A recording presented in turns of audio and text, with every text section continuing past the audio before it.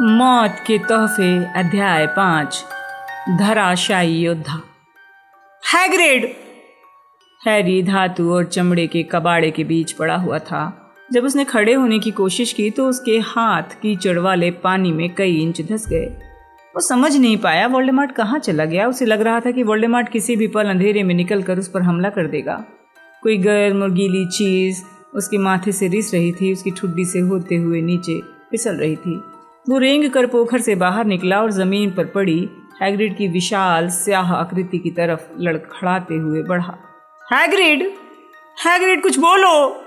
लेकिन हैग्रिड हिला तक नहीं। वहाँ कौन है? क्या पॉटर है? क्या तुम हैरी पॉटर हो? हैरी उस आदमी की आवाज़ को नहीं पहचान पाया। तभी एक महिला चिल्लाई, टेड, उन लोगों के साथ दुर्घटना हो गई है, बगीचे में गिर गए हैं। हैरी कस से घूम रहा था। हैग्रिड! उसने मूर्खतापूर्ण ढंग से दोहराया। उसके घुटने जवाब दे गए थे। इसके बाद उसे होश आया तो वो तकियों पर पीठ के बल लेटा था। उसकी पसलियों और दाहिने हाथ में जलन हो रही थी। उसका टूटा हुआ दांत फिर उग आया था, लेकिन उसके माथे का निशान टीस मार रहा था। हैग्रिड! उसने अपनी आंखें खोली। वो लैंप की एक रोशन अनजान सिटिंग रूम के सोफे में लेटा हुआ था। उसका गीला और कीचड़ में सना हुआ बैग फर्श पर कुछ दूर पड़ा था। सफ़ेद बालों और बड़ी तोंद वाला एक आदमी हैरी को चिंता से देख रहा था। हैग्रिड, ठीक है, मेरी पत्नी इस वक्त उसकी देखभाल कर रही है। तुम्हें कैसा लग रहा है? कोई और चीज़ टूटी फूटी हो तो बता दो। वैसे मैंने तुम्हारी पसलियों, दांत और हाथ को ठीक कर दिया है। और हाँ, मैं टेड हूँ, टेड टोम्स, डोरा का पिता। हैरी तत्काल उठकर बैठ गया। उसकी आंखों के सामने सितारे नाचने लगे। मतली और चक्कर आने का एहसास हुआ। वोल्डेमॉर्ट! आराम से। टेड ने हैरी के कंधे पर हाथ रखकर उसे दोबारा तकियों पर लटाते हुए कहा, तुम बुरी तरह गिरे थे। वैसे क्या हुआ था? क्या मोटरसाइकिल में कोई गड़बड़ हो गई थी? क्या आर्थर वीजली ने मगलुओं की मशीन में ज़रूरत से ज़्यादा छेड़छाड़ कर दी थी? वो और उसकी अजीब गरीब मगलू मशीनें।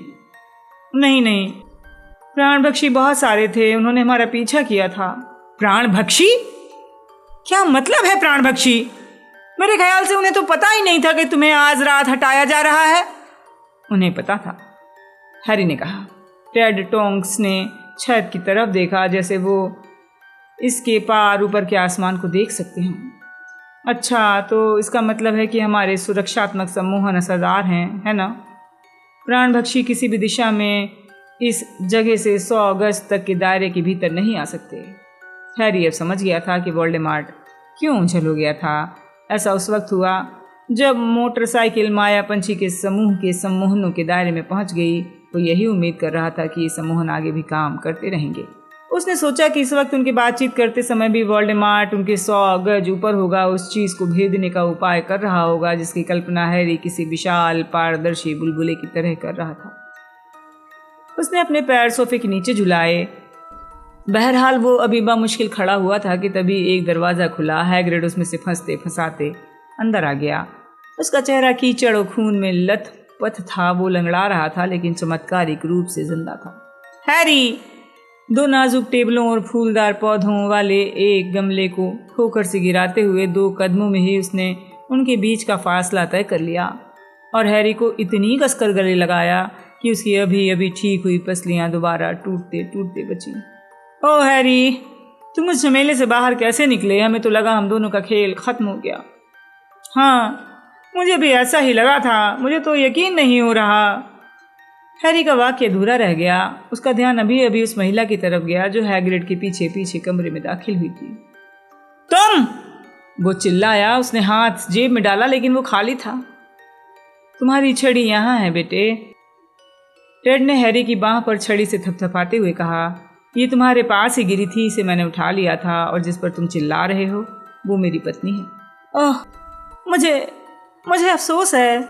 जब मिसेस टोंक्स कमरे में आगे आई तो हैरी ने देखा कि हालांकि उनकी शक्ल उनकी बहन बेलाट्रिक्स से मिलती थी, लेकिन वो कई मामलों में अलग थीं।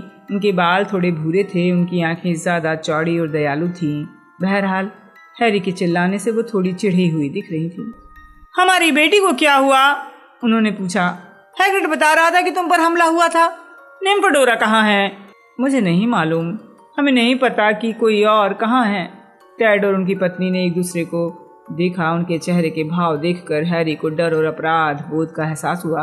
अगर कोई भी मर जाता है तो ये उसकी गलती होगी, पूरी तरह से उसी की गलती। उसने इस योजना पर हामी भरी थी, अपने बाल दिए थे।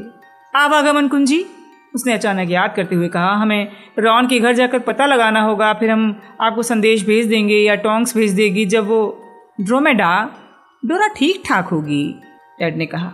उसे जादू आता है, वो ऑर्डर्स के साथ पहले भी बहुत सी मुश्किलों का सामना कर चुकी है। आवागमन कुंजी यहाँ है, उन्होंने हैरी से कहा। ये लगभग 3 मिनट में यहाँ से जाने वाली है, अगर तुम इससे जाना चाहो। हाँ, हम जाना चाहते हैं, हैरी ने कहा, अपना बैग उठाकर कंधे पर लटका लिया। उसने मिसेस टोंक्स की तरफ देखा। वो माफ़ी मांगना चाहता था कि उसके कारण वो कितना डर गई हैं। इसके कारण वो खुद को जिम्मेदार मान रहा था, लेकिन उसके दिमाग में तसल्ली देने वाले जितने भी शब्द आए वो सब खोखले और निरर्थक थे। मैं टोंक्स डोरा से संदेश भेजने को कह दूंगा जब वो हमारी देखभाल करने के लिए धन्यवाद, हर चीज़ के लिए धन्यवाद। वो कमरे से बाहर निकलकर खुश हुआ और टेड टोंक्स के पीछे पीछे गलियारे से होता हुआ बेडरूम में पहुंच गया। हैग्रिड उनके पीछे आ रहा था, नीचे झुक गया ताकि उसका सिर दरवाजे की चौखट से न टकराए। लो बेटे, ये रही आवागमन कुंजी। मिस्टर टोंक्स ने ड्रेसिंग टेबल पर पड़े बालों के एक छोटे सफ़ेद ब्रश की तरफ इशारा किया। धन्यवाद, हैरी ने कहा। उस पर उंगली रखने के लिए हाथ बढ़ाया। वो चलने को तैयार था। ज़रा ठहरो हैरी, हेडविग कहाँ है? वो मंत्र का शिकार हो गई, हैरी ने कहा। अब यह एहसास उस पर पूरी तरह हावी हो गया था। उसकी आंखों में आंसू आ गए, जिससे उसे थोड़ी शर्म आई। वो उल्लू उसकी साथी थी और डजली परिवार में रहते समय जादूगरों की दुनिया के साथ संपर्क की एकमात्र महत्वपूर्ण कड़ी थी। हैग्रिड अपने बड़े हाथों से उसका कंधा थपथपाने लगा। दुख मत करो, वो काफ़ी जी चुकी थी, उसने रूखेपन से कहा। हैग्रिड, टेड टोंक्स ने चेतावनी देते हुए कहा जब बालों वाला ब्रश नीली रोशनी से चमकने लगा। हैग्रिड ऐन वक्त पर जैसे तैसे उस पर अपनी उंगली रखने में कामयाब हो गया। हैरी को नाभि के पीछे एक झटका लगा, जैसे कोई अदृश्य हुक और रस्सी उसे आगे की तरफ खींच रहे हों। हैरी बेकाबू ढंग से घूमता रहा। उसकी उंगली आवागमन कुंजी से चिपकी हुई थी। वो और हैग्रिड धड़धड़ाते हुए मिस्टर टोंक्स के घर से दूर जा रहे थे। कुछ सेकंड बाद हैरी के पैर सख्त ज़मीन से टकराए और वो हाथ पैर के बल रॉन के घर के अहाते में गिर गया। उसे चीखें सुनाई दीं। अब चमक विहीन हो चुके बालों के ब्रश को एक तरफ फेंकते हुए हैरी उठकर खड़ा हो गया, थोड़ा लहराया। उसने देखा मिसेस वीजली और जिनी भागकर पिछले दरवाजे की सीढ़ियों से नीचे की तरफ आ रही थीं। उधर उतरते समय गिर गया। हैग्रिड मुश्किल से उठकर खड़ा हुआ। हैरी, तुम असली हैरी हो? क्या हुआ? बाकी लोग कहाँ हैं? मिसेस वीजली चिल्लाईं। क्या मतलब? क्या बाकी लोग अब तक नहीं पहुंचे? हैरी ने हाँफते हुए पूछा। जवाब मिसेस वीजली के पीले चेहरे पर साफ लिखा था। प्राणभक्षी हमारा इंतजार कर रहे थे। हम लोगों ने जैसे ही उड़ान भरी, उन्होंने हमें घेर लिया था। वो जानते थे ये काम आज रात को ही होने वाला है। मुझे नहीं पता था किसी और के साथ क्या हुआ है। 4 प्राणभक्षी हमारे पीछे थे। हम मुश्किल से जान बचाकर भागे और फिर वोल्डेमॉर्ट ने हमें घेर लिया। उसे अपनी आवाज़ में खुद को सही साबित करने वाला पुट सुनाई दे रहा था। वो मिसेस बीजली को ये बताना चाहता था कि उसे क्यों नहीं मालूम है कि उनके बेटों के साथ क्या हुआ, लेकिन शुक्र है तुम सही सलामत हो, उन्होंने उसे गले लगाते हुए कहा। हालांकि हैरी को नहीं लगता था कि वो इसका हकदार है। तुम्हारे पास ब्रांडी होगी मॉली? सिर्फ दवा की तरह, हैग्रिड ने थोड़ा कांपते हुए पूछा। मिसेस वीजली जादू से भी ब्रांडी की बोतल बुला सकती थीं, लेकिन वो उसे लेने के लिए जल्दी से घर की तरफ गई। हैरी समझ गया वो अपना चेहरा छुपाना चाहती थी। वो जिनी की ओर मुड़ा, जिसने उसके अनपूछे सवाल का तत्काल जवाब दे दिया। रॉन और टोंक्स को यहाँ सबसे पहले पहुँचना था, लेकिन वो अपनी आवागमन कुंजी चूक गए और ये उनके बिना ही यहाँ आ गई है। उसने ज़मीन में पड़े एक जंग लगे तेल के डिब्बे की तरफ इशारा किया। और वो वाली आवागमन कुंजी? उसने एक पुराने कैनवस शू की तरफ इशारा किया। डैडी और फ्रेड की थी, उन्हें दूसरे नंबर पर आना था। तुम और हैग्रिड तीसरे नंबर पर थे। उसने अपनी घड़ी देखी। अगर वो ऐसा कर पाए तो जॉर्ज और ल्यूपिन 1 मिनट में आने वाले होंगे। मिसेस वीजली ब्रांडी की बोतल लेकर वापस लौटी। हैग्रिड को दे दी। उसने बोतल खोली और एक ही घूंट में पूरी पी गया। मम्मी, जिनी चिल्लाई। कई फुट दूर इशारा करने लगी। अंधेरे में एक नीली रोशनी दिखने लगी। ये ज़्यादा बड़ी और चमकदार हो गई। ल्यूपिन और जॉर्ज घूमते हुए दिखे और फिर गिर गए। हैरी समझ गया था कुछ गड़बड़ थी। ल्यूपिन बेहोश जॉर्ज को सहारा दे रहे थे, जिसका चेहरा खून में लथपथ था। हैरी आगे की तरफ भागा। उसने जॉर्ज के पैर पकड़ लिए। वो और ल्यूपिन जॉर्ज को उठाकर मकान के अंदर ले गए। किचन से होते हुए वो सिटिंग रूम में पहुंचे, जहां उन्होंने जॉर्ज को सोफे पर लिटा दिया। जैसे ही लैंप की रोशनी जॉर्ज के सिर पर पड़ी, जिनी की आह निकल गई। हैरी का पेट हिचकोले खाने लगा। जॉर्ज का एक कान गायब था। जैसे ही मिसेस वीजली अपने बेटे के ऊपर झुकी, ल्यूपिन हैरी की बांह पकड़कर उसे किचन में ले गए, जहां हैग्रिड अब भी अपने भारी भरकम शरीर को पीछे वाले दरवाजे से निकालने की कोशिश कर रहा था। ओए, उसे छोड़ दो, हैग्रिड ने गुस्से में कहा। ल्यूपिन ने उसकी बात अनसुनी कर दी। जब हैरी पॉटर हॉगवर्ट्स में पहली बार मेरे ऑफिस में आया था तो कोने में कौन सा प्राणी था? उन्होंने हैरी को हिलाते हुए पूछा। जवाब दो। टैंक में ग्रिंडेलो था, है ना? ल्यूपिन ने हैरी को छोड़ दिया और किचन की अलमारी से टिक कर खड़े हो गए। हैग्रिड गरजा, ये क्यों किया? हैरी, मुझे अफसोस है, लेकिन मुझे जांच करनी थी। हमारे साथ धोखा हुआ है। वोल्डेमॉर्ट को पता था तुम्हें आज रात हटाया जा रहा है और उसे ये जानकारी सिर्फ योजना में शामिल लोग ही दे सकते थे। तुम बहरूपिये भी हो सकते थे, इसलिए मुझे जांच करनी पड़ी। तो फिर हमारी जांच क्यों नहीं कर रहे हो? हैग्रिड ने हाँफते हुए कहा, जो दरवाजे से निकलने के लिए जूझ रहा था। तुम अर्ध दानव हो। भेष बदल काढ़ा सिर्फ इंसानों के इस्तेमाल के लिए बनाया गया है। मायापंछी के समूह में से किसी सदस्य ने वोल्डेमॉर्ट को यह नहीं बताया होगा कि हम आज रात जाने वाले हैं, हैरी ने कहा। उसके लिए सोचना भयंकर था। वो उनमें से किसी पर शक नहीं कर सकता था। वोल्डेमॉर्ट आखिर में ही मेरे पास आया था। शुरू में वो नहीं जानता था मैं असली हैरी हूँ। अगर उसे योजना मालूम होती तो उसे शुरू से मालूम होता मैं हैग्रिड के साथ हूँ। वोल्डेमॉर्ट ने तुम्हें घेर लिया था? ल्यूपिन ने तीखी आवाज में पूछा। क्या हुआ? तुम कैसे बचे? हैरी ने संक्षेप में बताया। उसका पीछा करने वाले प्राण भक्षियों ने किस तरह उसे पहचान लिया था, किस तरह उन्होंने उसका पीछा छोड़ दिया, किस तरह वो वोल्डेमॉर्ट को बुलाकर ले आए, जो उसके और हैग्रिड के टोंग्स के माता पिता के घर पहुंचने के ठीक पहले वहां आया था। प्राण भक्षियों ने तुम्हें पहचान लिया? लेकिन कैसे? तुमने क्या किया था? मैंने हैरी ने याद करने की कोशिश की। उसे पूरी यात्रा दहशत और दुविधा के बवंडर जैसी लग रही थी। मैंने स्टैन शनपाइक को देखा, आपको याद है? वो लड़का जो नाइट बस में कंडक्टर था। मैंने उसे स्तब्ध करने के बजाय निरस्त करने की कोशिश की। देखिए, वो ये नहीं जानता था कि वो क्या कर रहा था। वो जरूर सम्मोहन शाप के अधीन काम कर रहा होगा। ल्यूपिन सदमे में दिखने लगे। हैरी, निरस्त करने का वक्त निकल चुका है। वो लोग तुम्हें पकड़ने और मारने की कोशिश कर रहे थे। अगर मारते नहीं तो कम से कम स्तब्ध तो कर सकते थे। हम जमीन से सैकड़ों फुट ऊपर थे। स्टैन अपने होश व हवास में नहीं था। अगर मैं उसे स्तब्ध कर देता तो वो जमीन पर गिरकर मर जाता। यानी स्तब्ध करने और मृत्युदंशम शाप देने में कोई फर्क नहीं रहता। निरस्तीकरण मंत्र ने 2 साल पहले मुझे वोल्डेमॉर्ट से बचाया था, हैरी ने आवेश में कहा। ल्यूपिन को देखकर उसे मेहनतकश के जकारियस स्मिथ का ताना याद आ रहा था, जिसने हैरी की हंसी उड़ाई थी क्योंकि वो डंबलडोर की सेना को निरस्त्र करना सिखा रहा था। हाँ हैरी, और बहुत से प्राण भक्षियों ने इसे होते देखा था। देखो, मौत के मुंह में निरस्त्रीकरण मंत्र का प्रयोग करना बहुत असामान्य काम है। उसी काम को आज रात उन प्राण भक्षियों के सामने दोहराना लगभग आत्मघाती था, जिन्होंने उससे पहले मौके में उसे या तो देखा था या उसके बारे में सुना था। तो आपको लगता है मुझे स्टैन शनपाइक को मार देना चाहिए था? हैरी ने गुस्से में पूछा।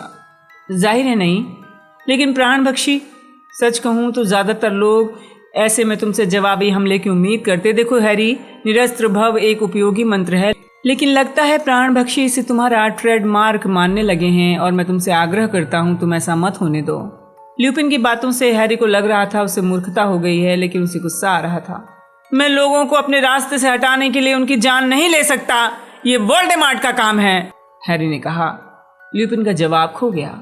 हैग्रिड दरवाजे से घुसने में कामयाब हो गया। वो लड़खड़ाते हुए कुर्सी पर बैठा, पर कुर्सी टूट गई। हैग्रिड की गालियों और माफियों को नज़रअंदाज करते हुए हैरी ने एक बार फिर ल्यूपिन को संबोधित किया। जॉर्ज, ठीक तो हो जाएगा। ये सुनते ही हैरी के प्रति ल्यूपिन की सारी कुंठा गायब हो गई। लगता है वैसे उसके कान जुड़ने की संभावना नहीं है, क्योंकि इसे शाप से उड़ाया गया है।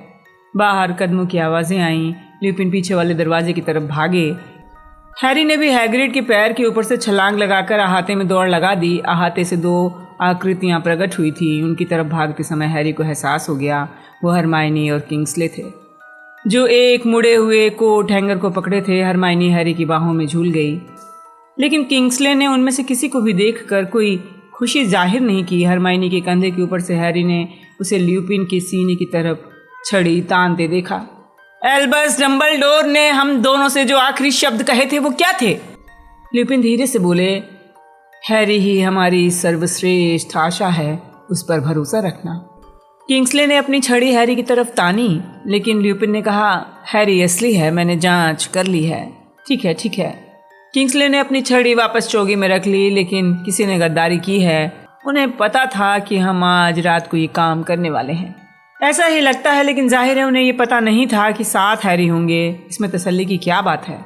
किंग्सले गुर्राया, और कौन लौटा है? सिर्फ हैरी, हैग्रिड, जॉर्ज और मैं। हरमाइनी अपने हाथ के पीछे से हल्के से कराही। तुम लोगों के साथ क्या हुआ? ल्यूपिन ने किंग्सले से पूछा। 5 दुश्मनों ने पीछा किया था, जिनमें से 2 को घायल किया, शायद 1 को मार डाला है, किंग्सले ने कहा। और हमने तुम जानते हो कौन को भी देखा। वो आधे रास्ते में हमारे पीछे आया था, लेकिन अचानक बड़ी जल्दी में कहीं चला गया। रिमस, वो उड़ सकता है। हैरी ने उसकी बात पूरी की। मैंने उसे देखा, वो हैग्रिड और मेरे पीछे आया था। ओह, तो इसलिए वो हमें छोड़कर गया था तुम्हारा पीछा करने के लिए। मुझे समझ में नहीं आया वो गायब क्यों हो गया, लेकिन उसने निशाना क्यों बदल दिया? हैरी ने स्टैन शनपाइक पर थोड़ी ज्यादा दया दिखा दी थी। ल्यूपिन ने कहा, स्टैन? लेकिन मुझे तो वो लगता था कि अज़्काबान में है। हरमाइनी ने बात काटते हुए कहा। किंग्सले रूखी हंसी हंसा। हरमाइनी, अज़्काबान से कैदी बड़ी संख्या में भाग चुके हैं और मंत्रालय इस बात को गोपनीय रख रहा है। मेरे शाप देते समय ट्रेवर्स का नकाब गिर गया, उसे भी अज़्काबान के भीतर होना चाहिए। लेकिन तुम्हें क्या हुआ रिमस? जॉर्ज कहाँ है? उसका एक कान चला गया है। ल्यूपिन ने कहा। कान? हरमाइनी ने ऊंची आवाज में कहा। स्नैप का काम था। ल्यूपिन ने कहा। स्नैप? आपने बताया नहीं? हैरी चिल्लाया। हमारा पीछा करते समय उसका नकाब उतर गया था। वैसे भी सेक्टम सेम्प्रा स्नैप का पसंदीदा मंत्र है। काश मैं उसे धूल चटा पाता, लेकिन घायल जॉर्ज को झाड़ू पर बैठाए रखने में बहुत मुश्किल हो रही थी। खून तेजी से बह रहा था। उन चारों के बीच में खामोशी छा गई। उन्होंने आसमान की तरफ देखा, कोई हलचल नहीं थी। उदासीन तारे टिमटिमा रहे थे। सितारों के नीचे उड़ते दोस्त नजर नहीं आ रहे थे। रॉन कहाँ था? फ्रेड और मिस्टर वीजली कहाँ थे? बिल, फ्लर, टोंक्स, बावरिनैन और मंडंगस कहाँ थे? हैरी, अपना हाथ देना, हैग्रिड ने भर्राई आवाज में कहा, जिसमें एक बार फिर फंस गया था। हैरी को खुशी हुई, उसे करने के लिए कोई काम मिल गया था। हैग्रिड को आज़ाद करके वो खाली किचन से होते हुए सिटिंग रूम में गया। वहाँ मिसेस वीजली और जिनी अब भी जॉर्ज की देखभाल कर रही थी। मिसेस वीजली ने उसका खून बहना रोक दिया था। लैंप की रोशनी में हैरी ने जॉर्ज के कान की जगह पर साफ खुला छेद देखा। वो कैसा है?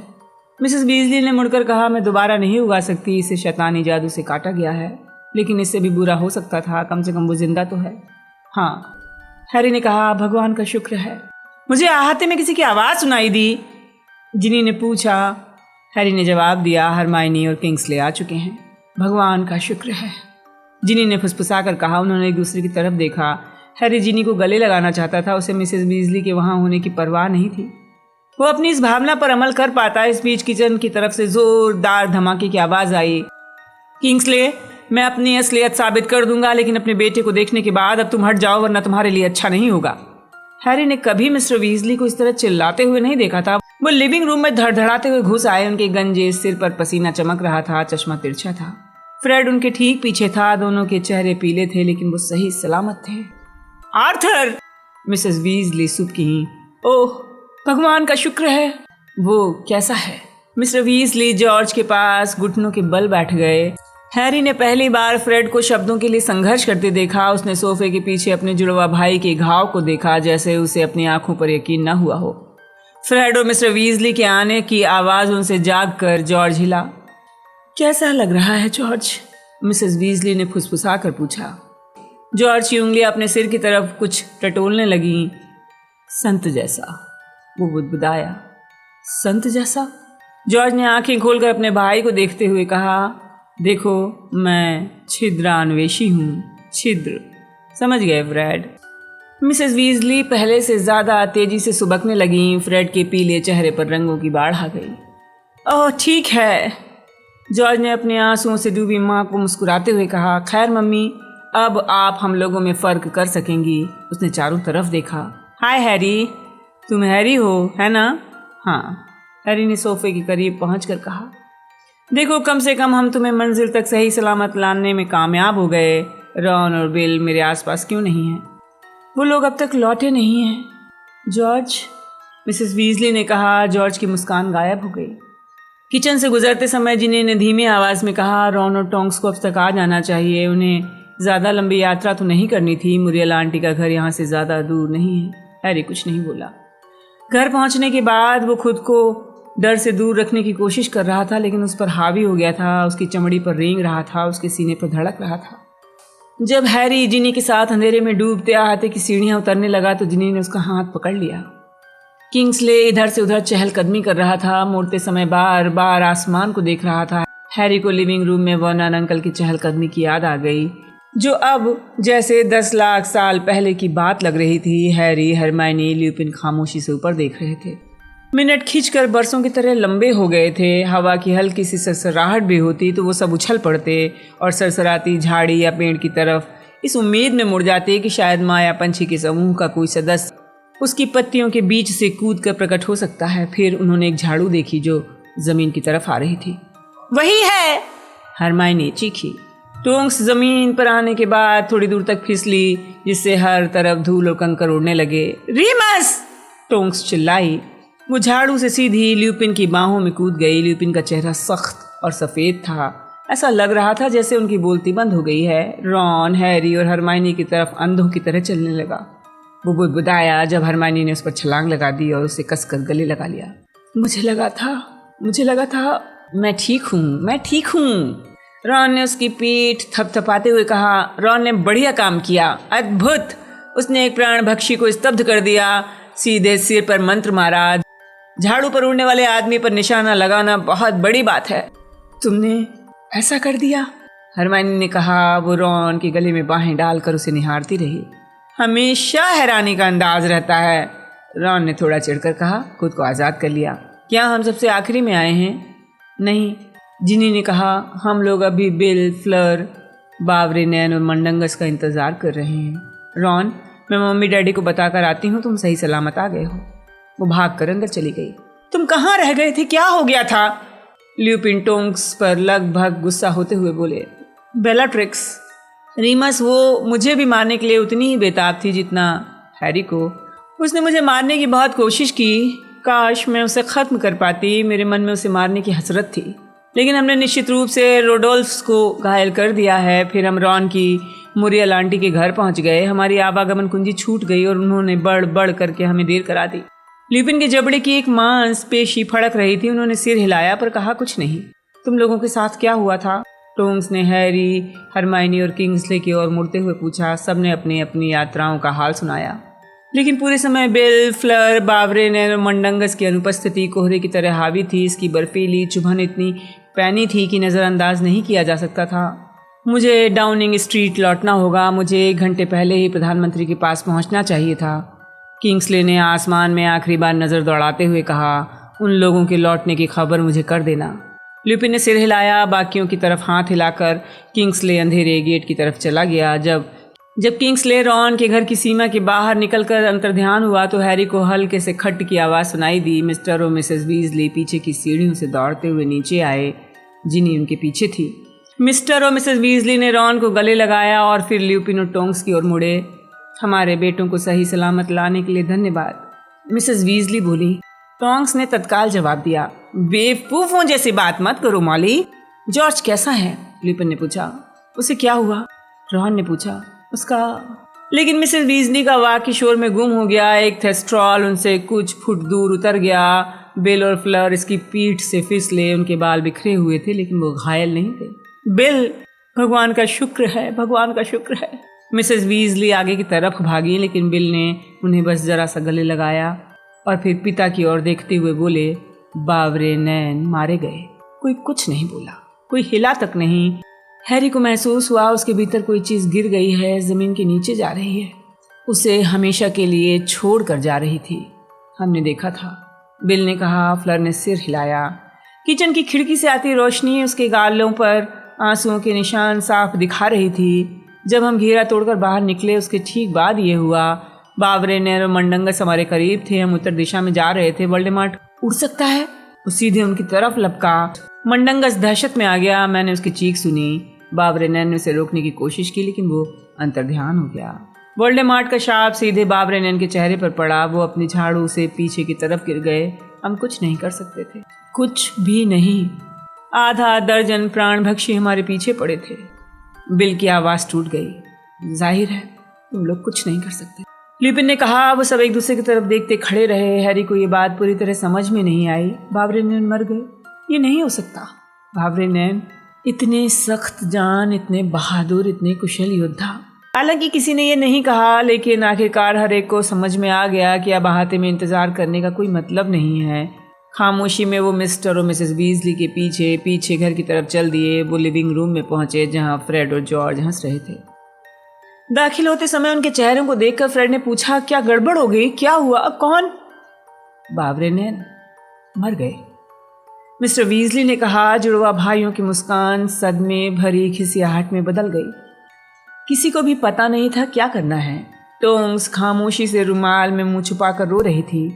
हैरी जानता था वो बावरेनैन के करीब थी। जादू मंत्रालय में उनकी प्रिय शिष्य थी।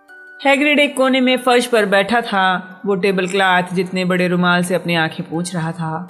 बिल ने साइड बोर्ड तक जाकर फायर विस्की की बोतल निकाली, कुछ गिलास निकाले। ये लो। उसने अपनी छड़ी लहराकर 12 गिलास भरे, कमरे में हर तरफ उड़ाकर भेज दिए। 13वें गिलास को खुद उठाकर कहा, बावरेनैन के नाम। बावरेनैन, सब ने कहा। पी गए। बावरेनैन, हैग्रिड ने हिचकी लेते हुए कहा। फायर विस्की से हैरी का गला जलने लगा। इसकी जलन से वो होश में आ गया। अवास्तविकता का शून्य एहसास दूर हो गया। उसके भीतर साहस जैसी कोई चीज आग की तरह सुलगने लगी। तो मंडंगस भाग खड़ा हुआ, ल्यूपिन ने कहा। अपना गिलास एक सांस में उन्होंने खत्म कर दिया था। माहौल तत्काल बदल गया। हर कोई तनाव भरे अंदाज में ल्यूपिन को देख रहा था। हैरी को लगा सब उनकी बात सुनना चाहते हैं, लेकिन साथ ही थोड़े डरे हुए थे कि जाने वो क्या कहेंगे। मैं जानता हूँ तुम क्या सोच रहे हो, बिल ने कहा। और यहाँ आते समय पूरे रास्ते में मैं यही बात सोच रहा था। वो हमारी घात में थे, लेकिन मंडंगस ने हमें धोखा नहीं दिया था। प्राण भक्षियों को ये पता नहीं था कि साथ हैरी होंगे, इससे वो दुविधा में पड़ गए थे। मैं आपको याद दिला दूं कि मंडंगस ने ही साथ हैरी वाला सुझाव दिया था। उसने उन्हें ये महत्वपूर्ण बात क्यों नहीं बताई? मुझे लगता है बात सिर्फ ये है कि मंडंगस दहशत में आ गया था। वो तो इसमें शामिल नहीं होना चाहता था, लेकिन बावरेनैन ने उसे मजबूर किया था। और तुम जानते हो कौन सबसे पहले उन्हीं पर लपका था। इससे कोई भी दहशत में आ जाता। तुम जानते हो कौन ने ठीक वही किया जिसकी बावरेनैन को उम्मीद थी। बावरेनैन ने कहा था कि तुम जानते हो कौन को असली हैरी के सबसे अनुभवी, सबसे कुशल ऑरर्स के साथ होने की उम्मीद होगी। उसने सबसे पहले बावरेनैन का पीछा किया।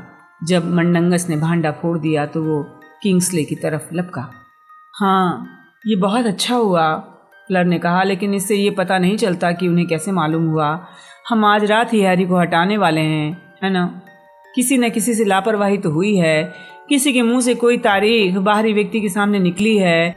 इस तरह उन्हें तारीख तो पता चल गई, लेकिन पूरी योजना नहीं पता चल पाई। उसने उन सबको गुस्से से घूरा। उसके सुंदर चेहरे पर अब भी आंसुओं के निशान थे। वो इस मुद्रा में थी कि कोई उसकी बात काट कर तो देखे। किसी ने भी ऐसा नहीं किया है। खामोशी तोड़ने वाली इकलौती आवाज़ हैग्रिड की थी, जो रुमाल के पीछे हिचकियां ले रहा था। हैरी ने हैग्रिड की तरफ देखा, जिसने हैरी की जान बचाने के लिए अभी अभी अपनी जान जोखिम में डाली थी। हैग्रिड, जिससे वो प्यार करता था, जिस पर वो भरोसा करता था, जिसे वोल्डेमॉर्ट ने एक बार चकमा देकर ड्रैगन के अंडे के बदले में उसे महत्वपूर्ण जानकारी निकलवा ली थी। नहीं, हैरी ने जोर से कहा। सब उसे हैरानी से देखने लगे। लगता था फायर विस्की पीने के बाद उसकी आवाज़ तेज हो गई थी। मेरा मतलब है, अगर किसी से गलती हो भी गई होती और उसके मुंह से कुछ निकल भी गया होता, तो मैं जानता हूँ कि उसका ऐसा करने का इरादा नहीं था। इसमें उसकी कोई गलती नहीं है। उसने सामान्य से ज़्यादा ऊंची आवाज़ में बोलना जारी रखा। हमें एक दूसरे पर भरोसा करना होगा। मुझे आप पर भरोसा है। मुझे नहीं लगता इस कमरे में मौजूद कोई भी व्यक्ति मुझे कभी भी वोल्डेमार्ट को बेचेगा। उसके शब्दों में एक बार फिर खामोशी छा गई। सब उसकी तरफ देख रहे थे। हैरी को गर्मी का एहसास हुआ। सिर्फ कुछ करने के लिए उसने थोड़ी फायर विस्की और पी ली। उसे पीते पीते उसने बाबरेनैन के बारे में सोचा। बाबरेनैन हमेशा डम्बलडोर की लोगों पर भरोसा करने की आदत का मजाक उड़ाते थे। बहुत बढ़िया बात कही हैरी, फ्रेड ने अप्रत्याशित रूप से कहा। वाह वाह, जॉर्ज ने फ्रेड की तरफ देखते हुए कहा, जिसके मुंह का कोना थिरका था। लुपिन ने अजीब भाव से हैरी की तरफ देखा। ये दया से मिलता जुलता भाव था। आपको लगता है मैं मूर्ख हूँ? हैरी ने पूछा। नहीं, मुझे लगता है कि तुम जेम्स जैसे हो, जिसे अपने दोस्तों पर अविश्वास करना सबसे बड़ा अपमान लगता था। हैरी जानता था लुपिन क्या कहना चाहते हैं। यही कि उसके पिता के दोस्त पीटर पेटिग्रू ने उनके साथ गद्दारी की थी। जाने क्यों उसे गुस्सा आ रहा था, वो बहस करना चाहता था। लेकिन लुपिन मुड़कर उससे दूर चले गए और अपना गिलास बगल वाले टेबल पर रखकर बिल से बोले, एक काम करना है, मैं किंग्सले से पूछता हूँ कि क्या। नहीं, बिल ने कहा, वो काम मैं करूँगा, मैं साथ चलता हूँ। तुम लोग कहाँ जा रहे हो? टोंस और फ्लर ने एक साथ पूछा। बाबरेनैन की लाश, हमें उसे ढूंढना होगा। क्या ये काम? मिसेस वीजली ने कहना शुरू किया था और बिल को आग्रह भरी नजरों से देखा। बाद में नहीं हो सकता? बिल ने उनकी बात को पूरा करते हुए कहा। नहीं, जब तक कि आप ये ना चाहें कि प्राण बख्शी उनकी लाश पर कब्जा कर लें। कोई कुछ नहीं बोला। लुपिन और बिल चले गए। बाकी सभी कुर्सियों पर बैठ गए। हैरी खड़ा रहा। अचानक हुई मौत उनके बीच मौजूद थी। हैरी ने कहा, मुझे भी जाना है। 10 जोड़ी हैरान आंखों से देखने लगी। बेवकूफ मत बनो हैरी, तुम ये क्या कह रहे हो? मिसेस वीजली बोली। मैं यहाँ नहीं रुक सकता। उसने अपना माथा मला। ये दोबारा दुख रहा था। उसे इतना दर्द 1 साल में नहीं हुआ था। मैं जब तक यहाँ रहूंगा, आप सब खतरे में हैं। मैं नहीं चाहता। इतने बेवकूफ मत बनो, मिसेस वीजली ने कहा। आज की रात सारी जद्दोजहद का मकसद तुम्हें यहाँ सुरक्षित लाना था और ईश्वर का शुक्र है हम कामयाब हैं। और फ्लर भी फ्रांस के बजाय यहीं शादी करने के लिए तैयार हो गई है। हमने सारा इंतजाम कर लिया है ताकि हम सब एक साथ रह सकें, तुम्हारी देखभाल कर सकें। वो नहीं समझ रही थी, वो इसे बेहतर नहीं बदतर बना रही थी। अगर वोल्डेमार्ट को पता चल गया कि मैं यहाँ हूँ, लेकिन उसे कैसे पता चलेगा? हैरी, इस वक्त तुम 1 दर्जन जगहों में से कहीं भी हो सकते हो, मिस्टर वीजली ने कहा। उसे किसी तरह ये पता नहीं चल सकता कि तुम किस घर में सुरक्षित हो। मुझे अपनी चिंता नहीं है, हैरी ने कहा। हम जानते हैं, लेकिन अगर तुम यहाँ से चले गए तो आज रात के हमारे किए धरे पर पानी फिर जाएगा। तुम कहीं नहीं जा रहे हो, हैग्रिड गुर्राया। हे भगवान हैरी, हम सब ने तुम्हें यहाँ लाने के लिए इतना कुछ किया, इसके बाद तुम ऐसा कैसे सोच सकते हो? हाँ, और मेरे गायब कान का बलिदान, जॉर्ज ने तकिए से उठते हुए कहा। मैं जानता हूँ बाबरेनैन ये नहीं चाहते थे, मैं जानता हूँ। हैरी चिंघाड़ा। वो बुरी तरह फंसा हुआ महसूस कर रहा था। क्या वो ये नहीं जानता था कि उन्होंने उसके लिए क्या किया था? ये लोग क्यों नहीं समझते कि वो इसी कारण जाना चाहता था ताकि उन्हें उसके कारण कोई कष्ट न उठाना पड़े? एक लंबी और अजीब सी खामोशी छाई रही। आखिरकार मिसेस वीजली ने खामोशी तोड़ी। हैरी, हेडविग कहाँ है? उन्होंने उसे मनाते हुए पूछा। हम उसे पिगविजन के साथ रख देते हैं, कुछ खाने को दे देते हैं। उसके अंदर मरोड़ उठ गई। वो सच्चाई नहीं बता सकता था। जवाब देने से बचने के लिए उसने अपनी बची हुई फायर विस्की 1 घूंट में पी ली। तब तक ठहरो जब तक लोगों को ये पता न चल जाए कि तुमने एक बार फिर ये काम कर दिया है हैरी। उससे बच निकले हो, उससे लड़े जबकि वो ठीक तुम्हारे ऊपर था। इसमें मेरा कोई कमाल नहीं है, वो तो मेरी छड़ी का कमाल था। मेरी छड़ी ने अपने आप ही काम किया था, हैरी ने सपाट अंदाज में कहा। हरमाइनी धीरे से बोली, ये संभव नहीं है। हैरी, तुम्हारा मतलब ये है कि तुमने अनजाने में जादू कर दिया, सहज बुद्धि की प्रतिक्रिया से? नहीं, मोटरसाइकिल गिर रही थी। मैं नहीं जानता था कि वोल्डेमार्ट कहाँ है, लेकिन मेरी छड़ी मेरे हाथ में घूमी और उसे खोजकर उसकी तरफ एक मंत्र मारा। उस मंत्र को तो मैं जानता तक नहीं, मैंने कभी पहले सुनहरी लपटें नहीं निकाली हैं। मिस्टर वीजली बोले, अक्सर जब कोई तनावपूर्ण स्थिति में होता है तो वो बिना जाने जादू कर सकता है। अक्सर छोटे बच्चे जादू का प्रशिक्षण मिलने से पहले ऐसा ही करते हैं। ये बात नहीं थी, हैरी ने दांत भींच कर कहा। उसका निशान जल रहा था। वो नाराज और कुंठित था। वो उनके इस विचार से चिढ़ रहा था कि उसमें वोल्डेमार्ट जितनी शक्ति है। किसी ने कुछ नहीं कहा। वो जानता था उन्हें उसकी बात पर यकीन कभी नहीं होगा। वैसे जब वो इसके बारे में सोचने लगा तो उसने कभी भी किसी छड़ी के बारे में नहीं सुना था कि वो अपने आप जादू करती हो। उसका निशान दर्द से फट रहा था, वो कराहने से बचने के लिए जूझ रहा था। ताज़ी हवा के बारे में बुदबुदाते हुए उसने अपने गिलास को नीचे रखा, कमरे से बाहर निकल गया। उसने अंधेरे अहाते को पार किया तो विशाल कंकाल जैसे थ्रिस्टाल ने ऊपर देखा, अपने विशाल चमगादड़ जैसे पंख हिलाए और फिर दोबारा चलने लगा। हैरी बगीचे के गेट पर जाकर रुक गया और इसके ज़रूरत से ज़्यादा बढ़ चुके पौधों को घूरने लगा। बूटी इस्मारते माथे को मल रहा था और डंबलडोर के बारे में सोच रहा था। वो जानता था डंबलडोर उसकी बात पर भरोसा करते। डंबलडोर को ये पता होता कि हैरी ने अपने आप ही काम कैसे किया। डंबलडोर के पास हमेशा जवाब रहते थे, वो छड़ियों के बारे में जानते थे। उन्होंने हैरी को उसकी और वोल्डेमॉर्ट की छड़ी के बीच अजीब संबंध के बारे में बताया था, लेकिन बाबरीनैन, सीरियस, उसके माता पिता उसके उल्लू की तरह ही डंबलडोर भी वहां पहुंच चुके थे, जहां हैरी उनसे दोबारा कभी बात नहीं कर सकता था। हैरी को गले में जलन का एहसास हुआ, जिसका फायर विस्की से कोई लेना देना नहीं था। फिर अचानक उसके माथे में बहुत तेज दर्द होने लगा। जब उसने अपना माथा पकड़ा, आंखें बंद की, तो उसके दिमाग के भीतर एक आवाज चिल्लाई, तुमने मुझसे कहा था किसी दूसरे की छड़ी के इस्तेमाल से समस्या सुलझ जाएगी।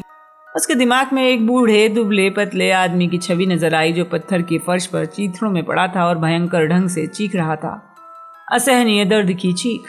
नहीं नहीं, मैं दया की भीख मांगता हूं। ओलिवेंडर, तुमने लॉर्ड वोल्डेमॉर्ट से झूठ बोला था। नहीं, मैंने झूठ नहीं बोला था। तुम पॉटर की मदद करना चाहते थे, तुम उसे बचाना चाहते थे। मैं कसम खाता हूं, मैं ऐसा नहीं चाहता था। मुझे यकीन था दूसरी छड़ी से काम बन जाएगा। तो बताओ क्या हुआ? लूसियस की छड़ी टूट क्यों गई? मुझे कुछ समझ में नहीं आ रहा। संबंध सिर्फ आप दोनों की छड़ियों के बीच है। झूठ! मेहरबानी करें, रहम करें। हैरी ने सफेद हाथ को छड़ी उठाते देखा, वोल्डेमॉर्ट के गुस्से के तूफान को महसूस किया और कमजोर बूढ़े आदमी को फर्श पर तड़पते हुए देखा। हैरी, ये जितनी जल्दी शुरू हुआ था उतनी जल्दी खत्म हो गया। हैरी अंधेरे में कांपता हुआ बगीचे के गेट को पकड़े रहा। उसका दिल सरपट दौड़ रहा था, उसके माथे के निशान में चुभन हो रही थी। कुछ पल तक उसे एहसास नहीं हुआ कि रॉन और हरमाइनी अंदर आ चुके हैं। हैरी, अंदर चलो, तुम यहाँ से जाने के बारे में सोच भी नहीं सकते हो।